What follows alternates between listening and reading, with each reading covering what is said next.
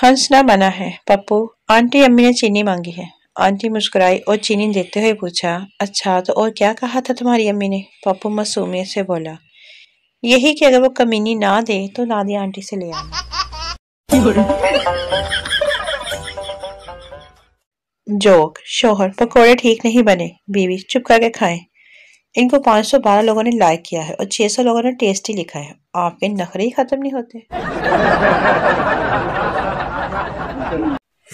हंसना मना है। शराबी, मेरे हाथ में अगर हुकूमत होती तो मैं मुल्क की तकदीर बदल देता। शराबी की बीवी, पहले अपना पजामा तो बदल लो, सुबह से मेरी शलवार पहनकर घूम रहे हो। जो उस्ताद शागिर्द से, जिस आदमी को सुनाई न दे उसको इंग्लिश में क्या कहते हैं? सरदार शागिर्द, जो मर्जी कह दो उसको कौन सा सुनाई देना। हंसना मना है। एक भिखारी को 100 रुपए मिले। वो मशहूर होटल में खाना खाने गया और पेट भरकर खाना खाया। 5000 का बिल बना। भिखारी ने मैनेजर से कहा, मेरे पास पैसे नहीं है। मैनेजर ने उसे पुलिस के हवाले कर दिया। भिखारी ने पुलिस को 100 रुपए दिए और छूट गया। जोक, शोहर बीवी से, आज शाम चाय बाहर पीने जाए? बीवी, क्यों, किस खुशी में? शोहर, मैं रोज चाय के कप धोते धोते तंग आ गया।